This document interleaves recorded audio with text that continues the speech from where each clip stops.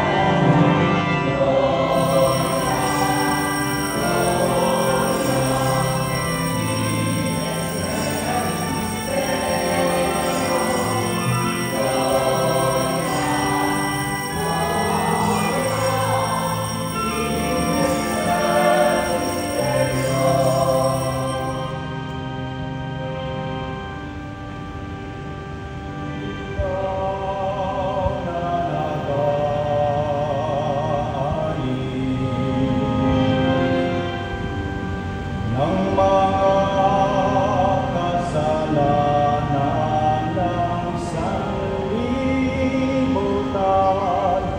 maawa ka sa amin. Ikaw na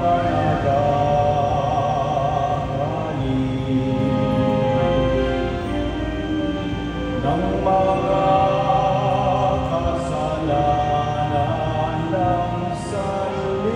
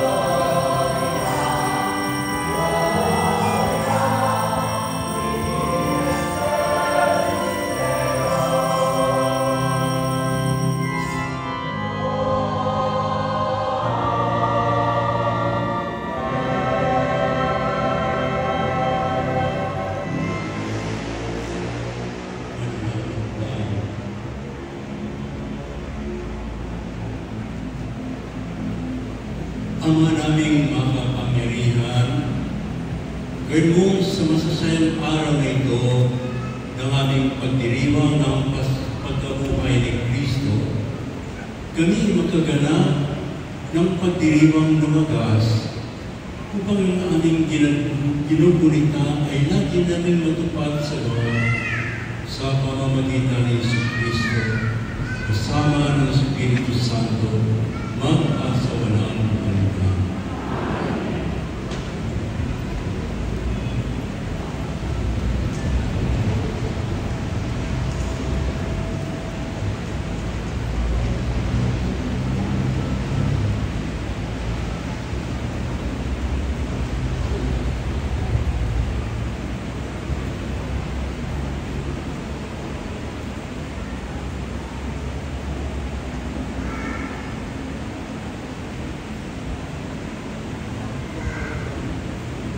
Pagpapahayag mula sa mga gawa ng mga apostol.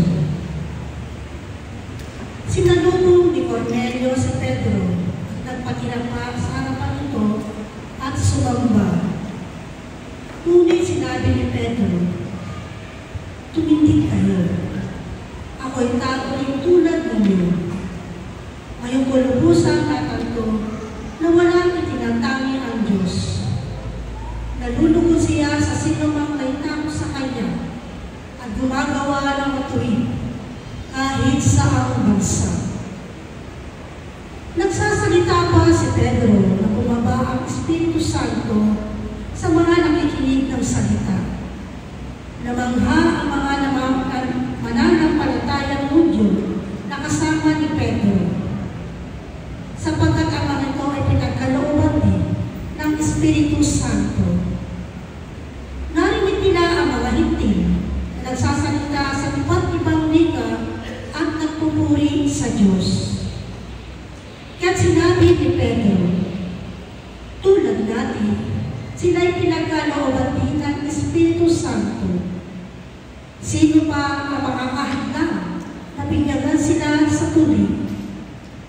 At inuutos niyang binyagan sila sa pangalan ni Jesucristo. Pagkatapos, hiniling nila kay Pedro na manatili roon ng ilang araw. Ang salita ng Diyos.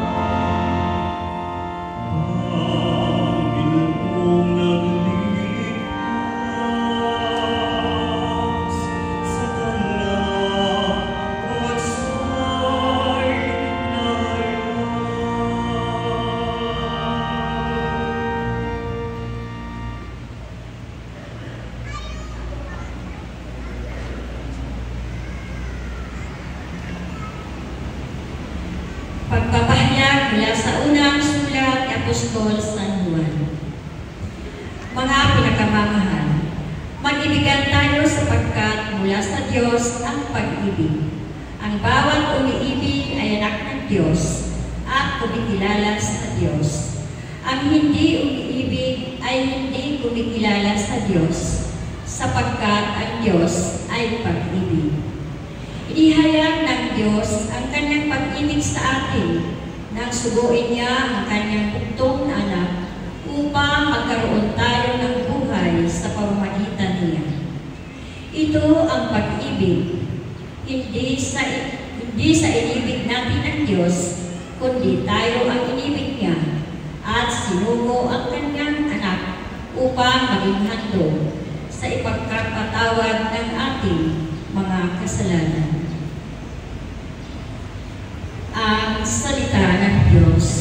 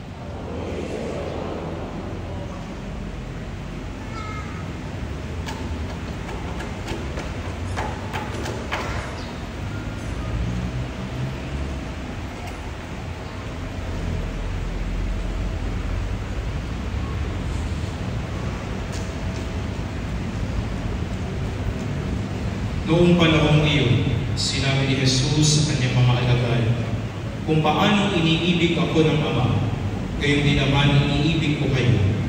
Manatili kayo sa aking pag-ibig. Kung tinutupad ninyo ang aking mga utos, mananatili kayo sa aking pag-ibig, tulad ko. Tinutupad ko ang mga utos ng aking Ama, at ako'y nananatili sa kanyang pag-ibig. Sinabi ko sa inyo ang mga bagay na ito, upang makamati kayo sa kagalakan ko at malubos ang inyong kagalakan. Ito ang aking utos. Pag-ibigan kayo gaya ng pag-ibig ko sa inyo.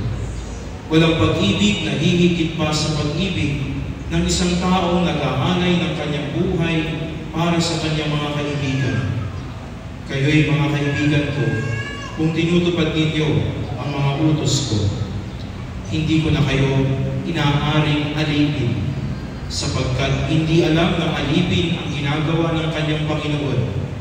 Sa halip, inaari ko kayong mga kaibigan, sapagkat sinabi ko sa inyo ang lahat ng narinig ko sa aking Ama. Hindi kayo ang pumili sa akin. Ako ang pumili at humirang sa inyo upang kayo'y pumayo at mamunga at manatili ang inyong bunga. Sa gayon, ang anumang hingin ninyo sa Ama sa aking pangalan ay pagkakalaw sa inyo. Ito ang iniuutos ko sa inyo. Mag-ibigan kayo. Ang mabuting balita ng ating Panginoon.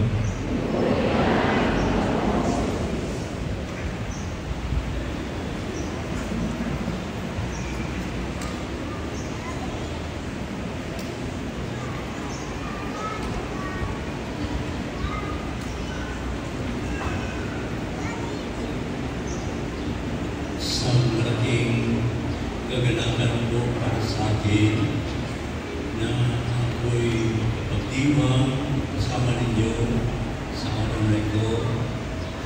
At isang karangalan ang kasama ko sa pagdiliw nito si Father John Carlo at si Father Rudy na siyang may kagagawan.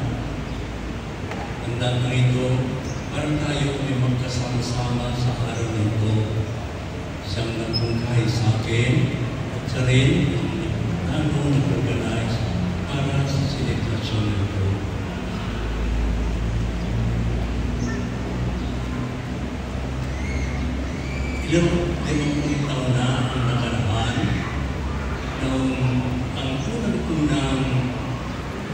pagdiriwang ko ng misa sa ibinigay na lugar sa akin ng Obispo ay naganap dito kasama ang karamihan sa inyo siguro.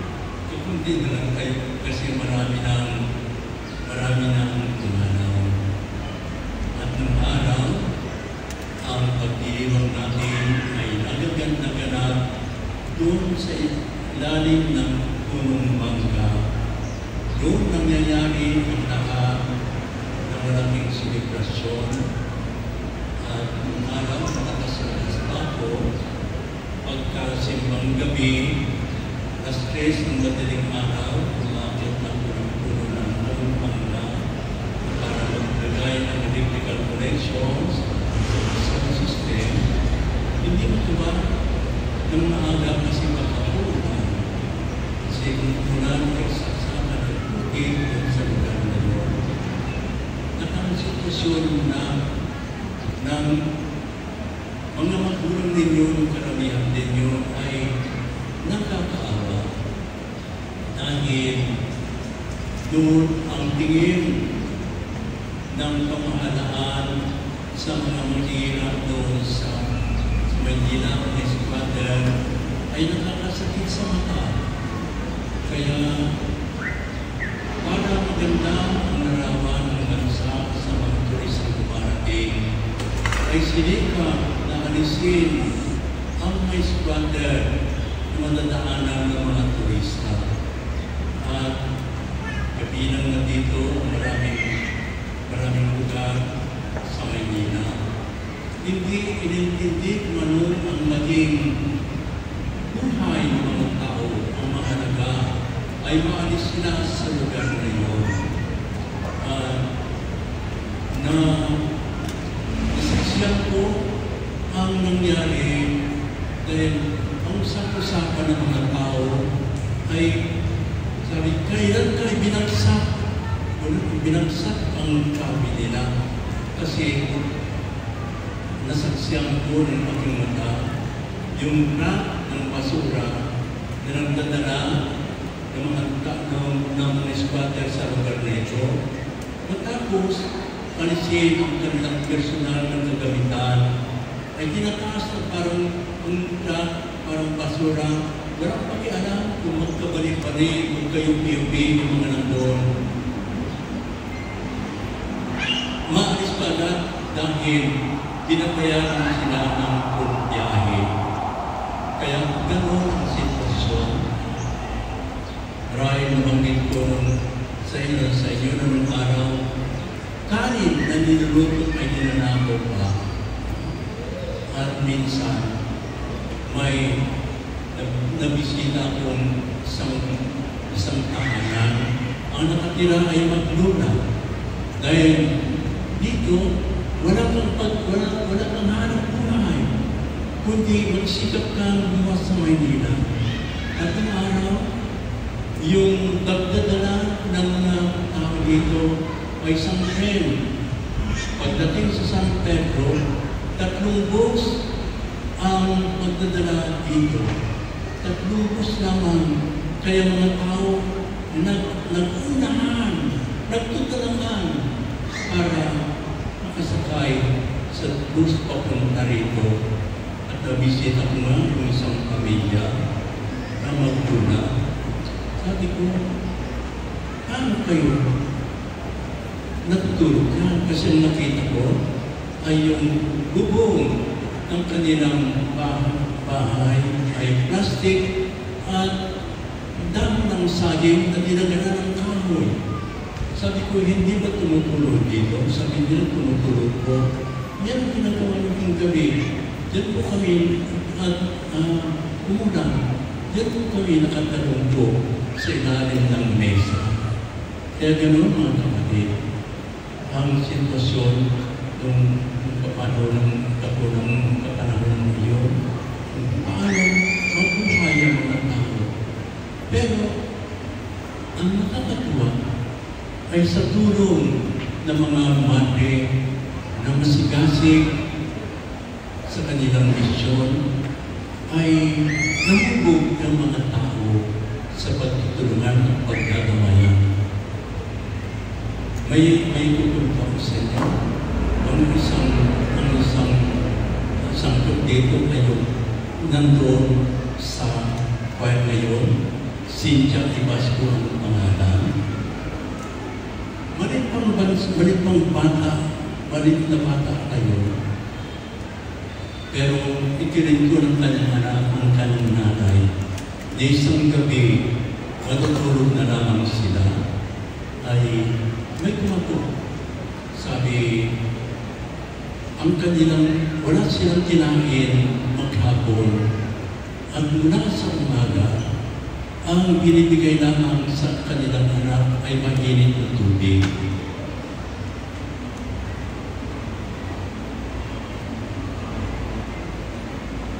Ang pamilyang ito ay sanggaan na lang ang kanilang kaantigas.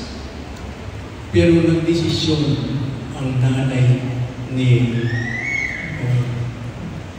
Ibasco na patiin na lamang ang sanggaan ng bigas na yun at maglugaw na lang para maibsan ang gutom ng nangangailangan. Kaya ganyan mga kapatid ang nabuo ng pagdadamayan ng inyong mga magulang ng panahon iyon. At naging isang pantayo ng pagdadamayan namin noon ay yung nagawa ng naming simbahan, pero naging maliit pa rin para sa inyo, kaya nag-iwag yun. Kaya ganun, nagpupunita ako yung mga pangyayari yung pagtutulungan. At ito ay dahil sa sama-samang pagtulong ng mga madre at kasama ko doon. At ngayon natutuwa ko makita ang lugar na ito na napakaunlad na hindi mo akalain na ang lugar na nagkaroon puro nung unang gabi dito, walang ni isang nakatayo na berde, kundi yun lang mangga na yun. Nung wala pa yung ice water. Pero nung dumating yung ice water, unti-unti nagkaroon ng bahay sa iba't ibang lugar. At ito na para na kayong syudad. Kaya maraming malikayang bati ko sa inyong pagpupunyagi. Bagamat alam ko, nakaramihan sa mga dinala dito noon ay bumalik na sa Manila. At karamihan, nagbasa ng nandito ay nagkapili. Nakatulong din sila para sa ikaw lahat ng inyong lugar. Mga kapatid, yung nagawa natin noon ay yung pagtutulungan. Siguro, napilitan lamang yung mga magulang ninyo ng araw kasi atong kanilang pare ay parang sabi nga ng nagkomentaryo ay parang siga kasi noon ay yung gusto kong mangyari na gagawin ng mga tao ay dapat matupad. Nangyari yun kasi mga kapatid, nasanay ako sa mga destino ko sa squatter area at ang kaisipan doon sa squatter area ay dapat magpakita ka ng siga ka rin para mapasulubog yung tao. Kaya yung mga kapatid ang nangyari doon. Kaya tinatanong ko ngayon, sabi ko, malaking pagkakamali ko. Kasi ayon sa pinasa nating Ebanghelyo sa ngayon, ang mahalaga ay ang pag-ibig. Isang kautusan sa atin ang pag-ibig. Ngayon, tanong ninyo,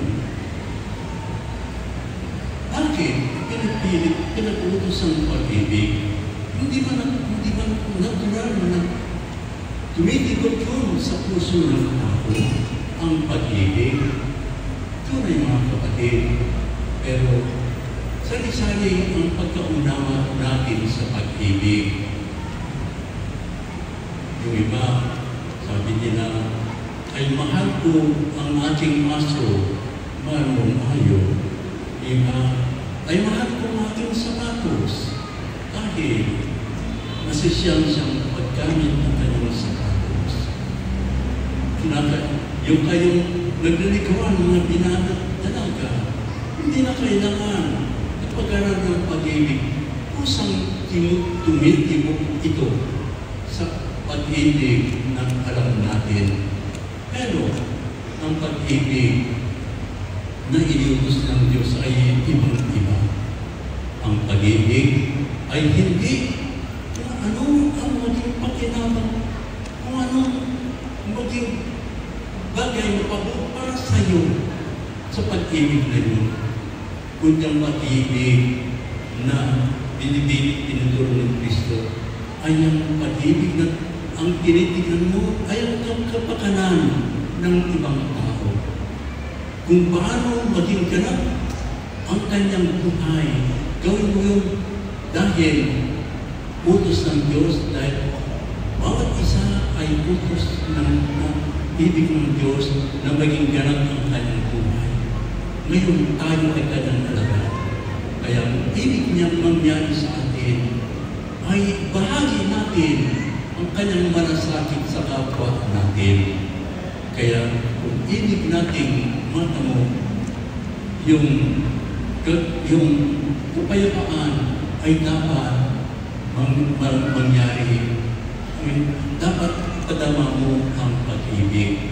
At ito mga kapatid ang kailangan natin. Sa 50 taon na, pero pinagkatandaan na sa paano na naisip ko ng ating pamamaraan ngayon. Ang ibig kong lahat ng tao sa mundo ng ayon sa pag-unawa kung tama, pero ang pamamaraan ay hindi tama. Dapat ang tamang pamamaraan ay sa pamamagitan ng pag-ibig. Ngunit ang pag-ibig ng kapatid ay napakahirap. Napakahirap. Madaling sabihin, pero napakahirap isa sa gawa. Mga kapatid, sana maghari ang pagdadamayan sa isa't isa, sa inyong dito, sa pamamagitan ng pag-ibig. Huwagin ko ng pagdadamayan. Hindi napakahirap yun. Kasi ulitin ko yung ating saon, pagkitin ko sa inyong ating natutunan sa aming profesor na ako'y nag-aaral pa sa kanya. Kung mayroon kayong gagawin, huwag ninyong gawin yung pinakamabuti. Sabi ko, paano yun? Sabi ko, hindi na dapat yung pinakamaganda ang dapat mong gawin. Pero nung pinagdinayan mo ang kanyang sinabi, ang kanyang parang ibig mangyari, ay gumawa ka ng isang bagay, ay hindi yung pinakamaganda para sa iyo lamang.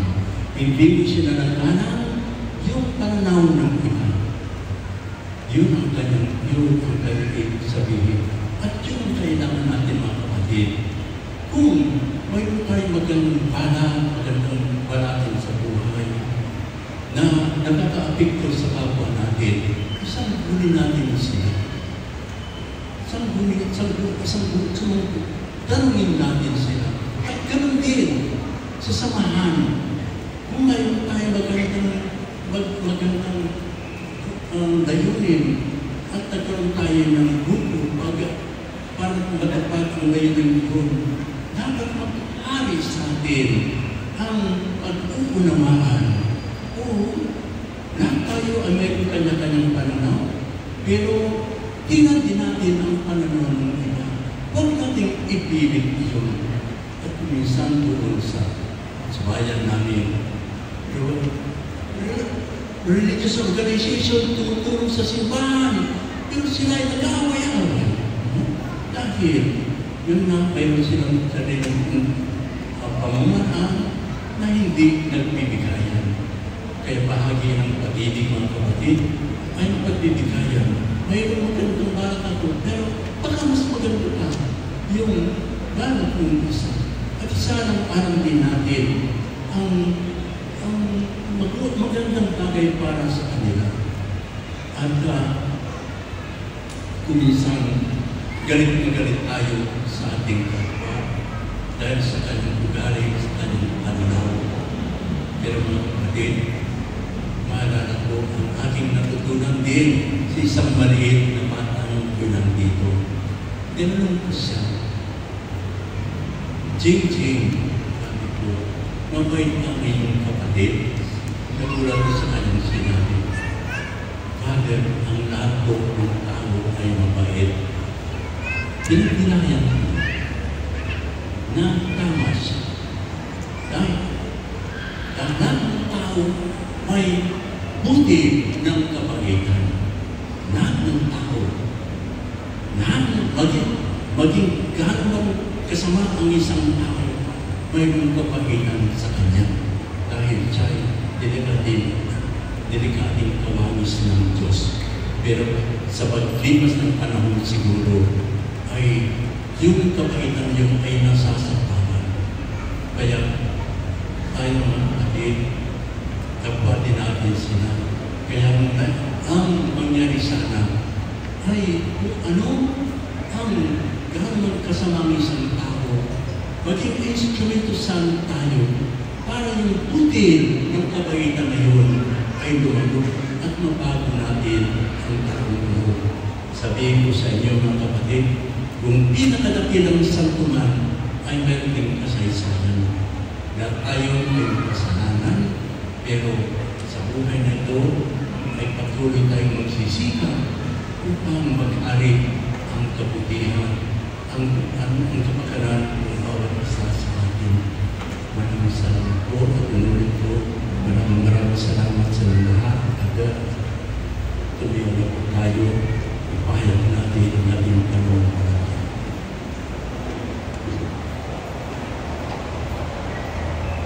Sumasampalataya ko sa Diyos Ama na makapangyarihan sa lahat.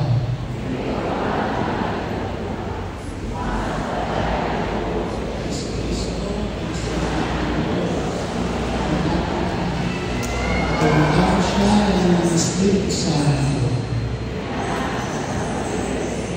Pinagpakasakri kung siya Pilato.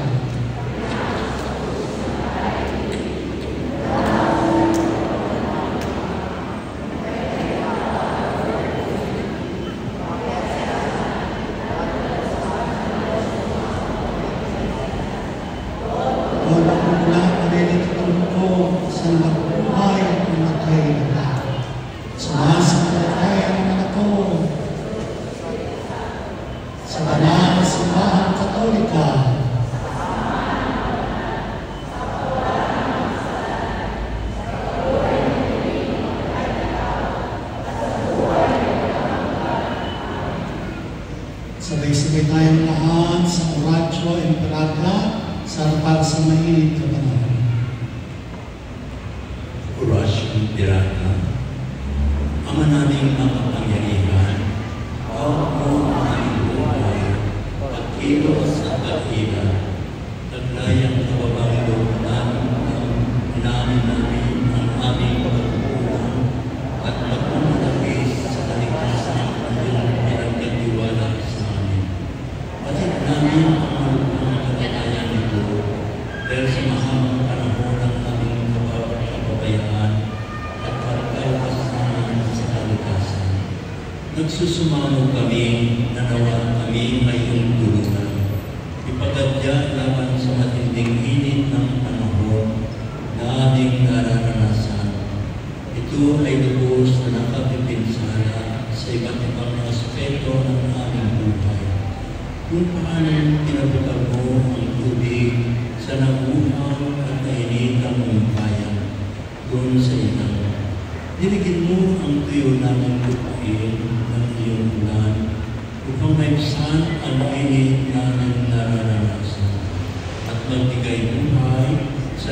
iyong paraning at mga halaman. Kumain muli ang sariwang tubig sa mga saka at ilog. Ngayon din sa ibang kasayaman. Tinatawag na piling sa iyo, Diyos ng pag-aawa. Pakinggan mo ang aming pagsamo na itinataas namin sa ngalan ni Jesucristo ang aming Panginoon. Amen. Mahal na Birhen del Pilar, Panalangin kami. San Jose, Panalangin kami. dahil kayo mga tagal sa piling ng may kapal, Panalangin kami. Ito po lang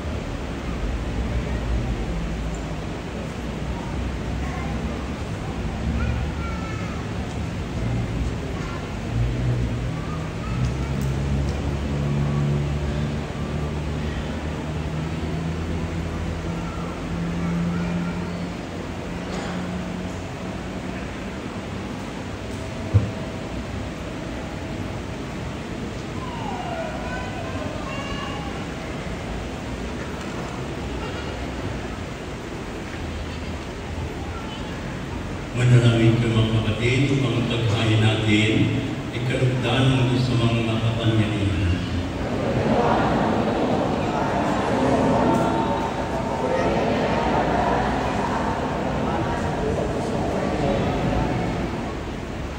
Ama naming lumikha, pagdating mo sa iyong piling sa kalangitan ang aming mga panalangin kalapit ng aming mga alay upang pinaging dapat mong gawing dalisay ay maging manapat na makasalok sa piging ng iyong pagmamahal sa pamamagitan ni Jesucristo kasama ng Espiritu Santo magpasawalang hanggan. Sumainyo ang Panginoon bilang sa Diyos ang inyong puso at diwa. Pasalamatan natin ang Panginoon nating Diyos. Ang daming makapangyarihan, tunay ang manapat na ikaw ay aming pasalamatan. Ngayon pinagdiriwa ang pagkain ng Mesiyas, ang maang tupa na tubo sa aming lahat. Ang katawan ng anak mo sa krus na bayubay ay handog ng pag-ibig na walang kabantay.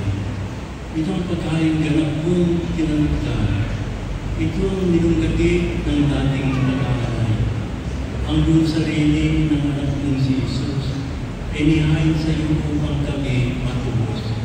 Siyang damdamin, siyang dambana at paring nagkanto, siya pa rin ang lupang handog na binugot. Dahil kasama mga anghel na nagsisiawit ng papuri sa iyong malalumbay sa kalangitan, kami nagpupunti sa iyong kalagyan.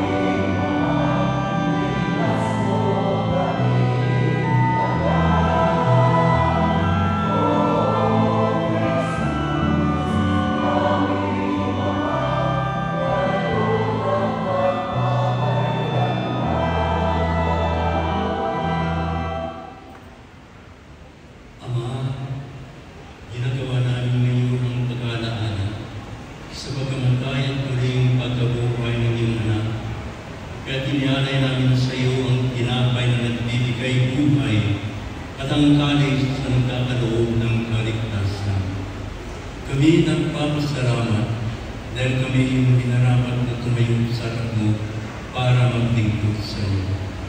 Isinasamo namin kami magsasalo-salo sa katawan ng dugo ni Kristo ay mabukod sa pagkakaisa sa pamamagitan ng Espiritu Santo. Ama, lingapin mo ang iyong simbahang naganap sa buong daigdig. Puspusin mo kami sa pag-ibig kay San Francisco namin Papa. Nirinahan mo namin Obispo at ang tanang katarihan.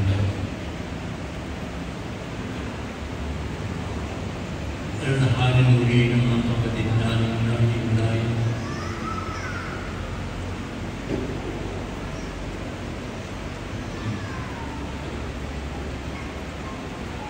Alalahanin mo rin ang mga kapatid namin dahil nang may pag-asa sila'y muli magbubuhay. Gayon din ang lahat ng mga pumanaw. Kawan mo sila at patuloyin sa iyong paliwanagan.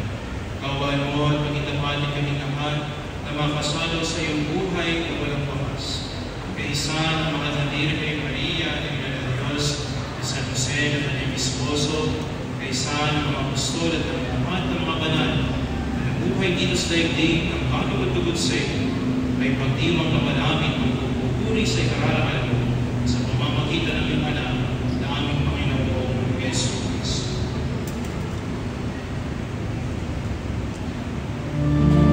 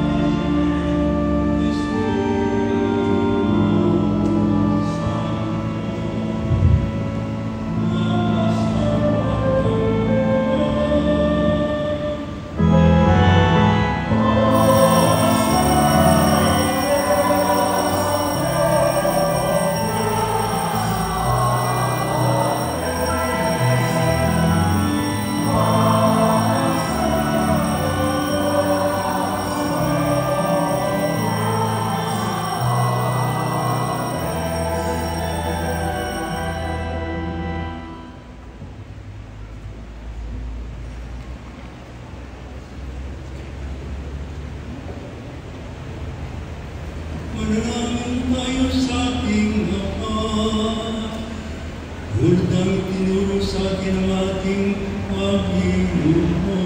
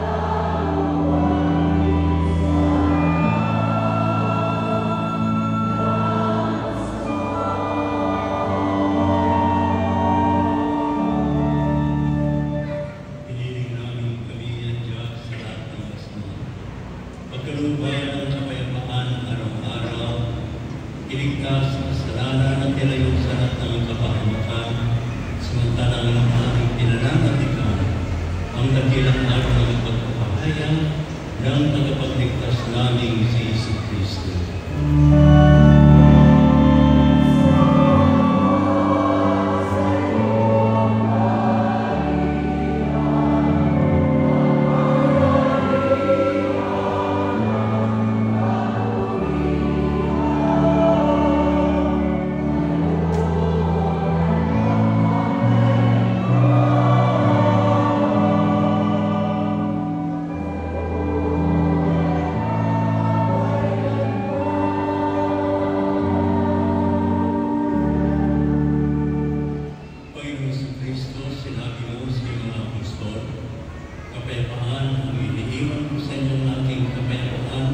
Ang ibinibigay ko sa inyo.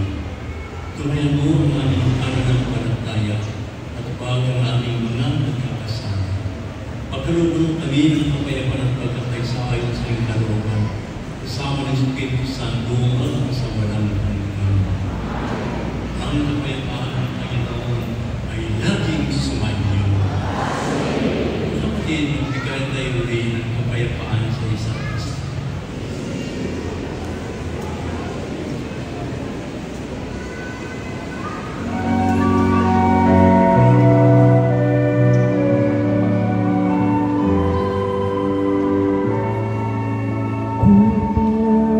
Amor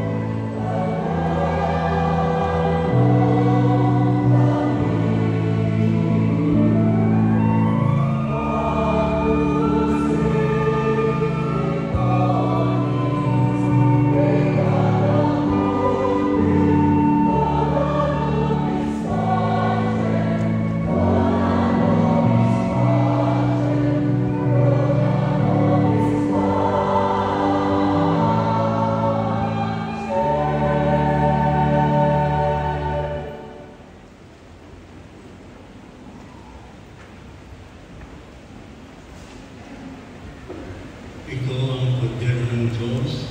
Ito ang nag-alis ng kasalanan ng sanlibutan. Mapalad ang mga inanyayahan sa kanyang piging.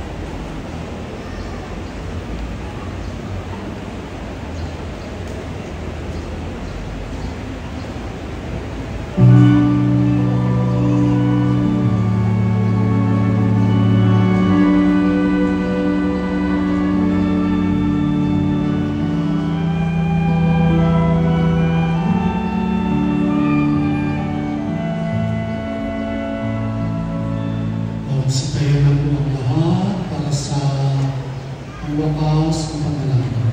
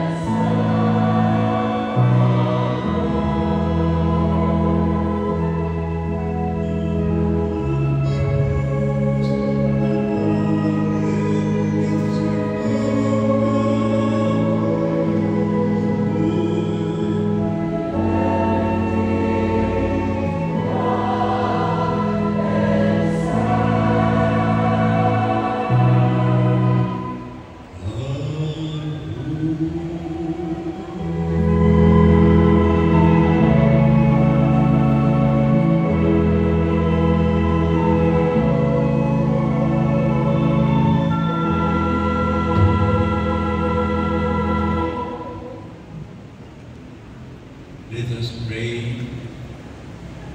Ama naming mapagmahal, ipagpatuloy mo ang iyong natapat ng pagsubaybay sa iyong dinudulutan ng kaligtasan upang ang mga pinagmamalasakit sa gabi ng iyong anak ay makinabang sa pagkabuhay niyang nagbibigay galang sa pamamagitan niya kasama ng Espiritu Santo at sa walang hanggan. Amen. Opo ang lahat. Tayo po ay may second collection. Ngayon po ay para sa diocese sa pastoral priorities on evangelization. Ngayon po muna. Pangalawa, pasalamat sa Diyos. Pasalamatan ng Diyos, palampakan ng Diyos. Nakasamasan niyo, pasalamat sa Diyos. Maganda Diyos sa pasasalamatan para hinang-hinang katawan. Pasalamatan ang Diyos.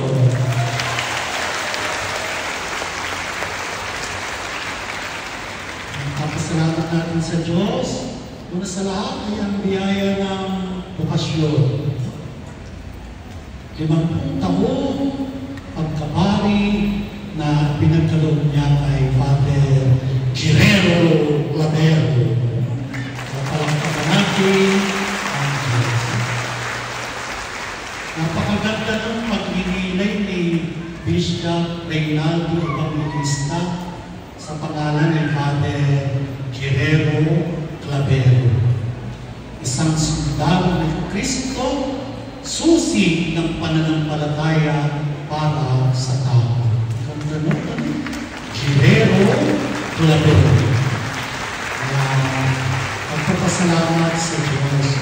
Sundalo Guerrero, sundalo ni Kristo, Clavero, susi ng pananampalataya kay Kristo. At siya rin ang susi ng parokyang ito. Si Father Guerrero Clavero. Salamat sa Diyos. Sana, Father, bigyan ka pa ng Diyos ng 50 taong paglilingkod pa sa Diyos. So, marami na makalimutan ito. Kaya, mas salamat sa Diyos. Pagkatapos daw ng misa, sabi ni Father Jerry, daw kanya mga naging close, open, dito sa parokya. Pwede daw kayo magpapicture. Magsitayo na po ang lahat.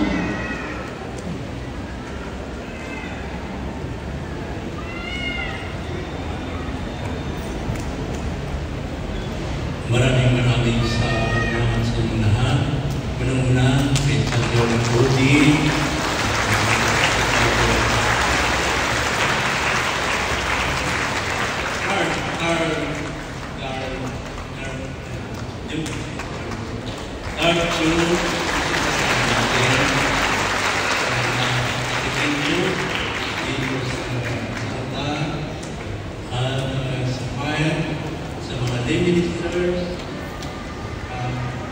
siyempre, sa inyong lahat na nandito, ipagdiwang, pagpuri sa ating Panginoon.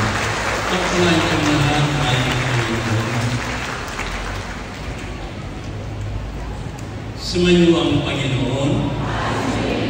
Pagpalain kayo ng makapangyarihan Diyos na Ama, Anak, at Espiritu Santo. Mayo tayong taglay sa bayaan ng Panginoon ay mahalin at